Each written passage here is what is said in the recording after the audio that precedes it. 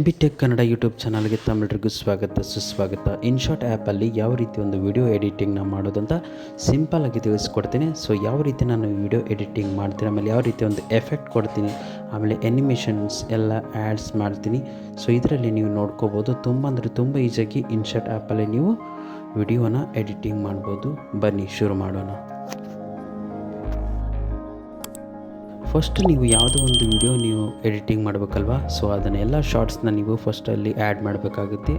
ಆಮೇಲೆ ಯಾವ ರೀತಿ ಅದನ್ನು ನಿಮಗೆ ಎಷ್ಟು ಬೇಕಷ್ಟು ಕಟ್ ಮಾಡ್ಕೋಬೇಕು. ನೆಕ್ಸ್ಟ್ ಅದಾದ ನಂತರ ನಿಮ್ಗೆ ಯಾವ ರೀತಿ ಒಂದು ಅದು ಎಂಟ್ರಿ ಎಫೆಕ್ಟ್ ಬೇಕು ಅದನ್ನೆಲ್ಲ ಇಲ್ಲಿ ಸೆಲೆಕ್ಟ್ ಮಾಡ್ಕೋಬೋದು. ನಾನು ಯಾವ ರೀತಿ ಈ ವಿಡಿಯೋದಲ್ಲಿ ನಿಮಗೆ ಆಪ್ಷನ್ಗಳನ್ನು ತೋರಿಸ್ತೀನಿ, ಸೊ ಅದನ್ನು ನೀವು ಫಾಲೋ ಅಪ್ ಮಾಡ್ಕೊತೋಗಿ ನಿಮಗೆ ಈಸಿಯಾಗಿ ಈ ಒಂದು ಆ್ಯಪಲ್ಲಿ ನೀವು ವಿಡಿಯೋನ ಎಡಿಟಿಂಗ್ ಮಾಡ್ಬೋದು.